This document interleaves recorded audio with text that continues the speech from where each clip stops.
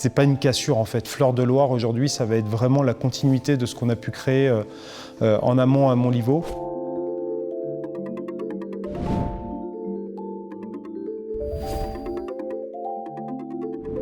La maison grandit, la maison va déménager malheureusement. C'est soit on a la possibilité d'acheter des bâtiments autour de son propre établissement, ou soit autrement il faut suivre le cours de la Loire et descendre un petit peu plus loin.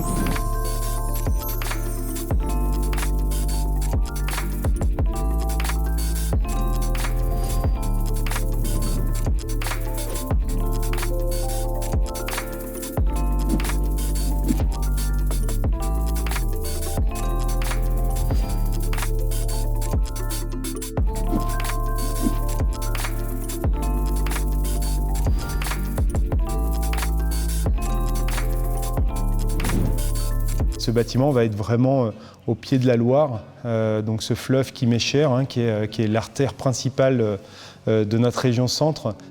Ce projet, c'est vraiment un jardin de méandres. Il faut imaginer une évocation des îles de Loire, des bancs de sable, de cette végétation de saules ondulant avec le vent.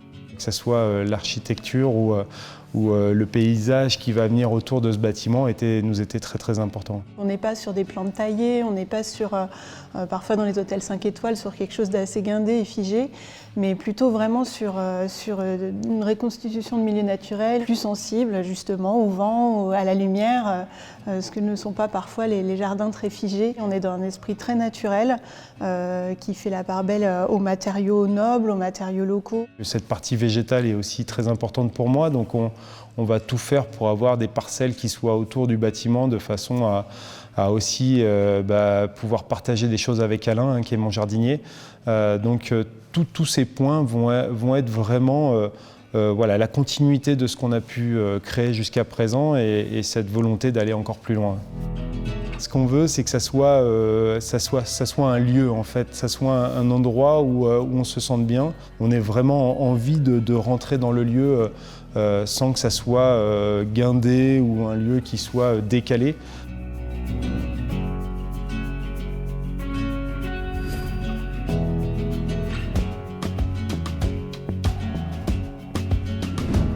On a mis très longtemps justement à réfléchir sur le nom du lieu. C'est une fierté pour moi d'annoncer Fleur de Loire, c'est un mot que j'aime par-dessus tout.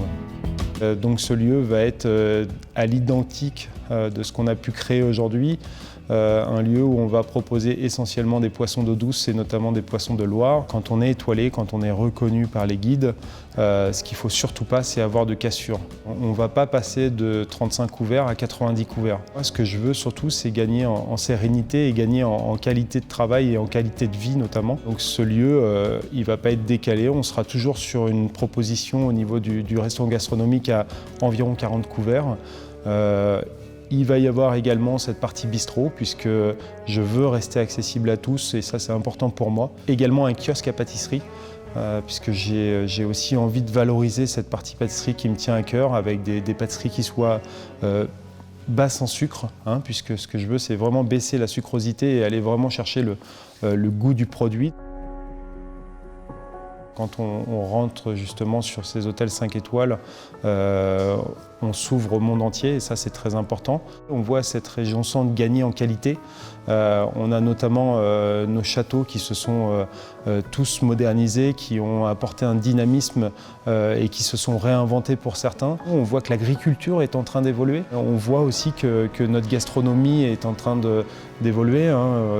Les derniers guides qui viennent de sortir, on a des reconnaissances qui sont arrivées d'un petit peu partout, avec des jeunes, avec des moins jeunes. Mais en tous les cas, on est tous hyper dynamiques dans cette région centre. Ce nouvel établissement va nous permettre de motiver et de pousser un petit peu tout le monde. Ouais. J'ai envie d'aller dans la continuité et de continuer à m'améliorer et de continuer à affiner ma cuisine. Ouais.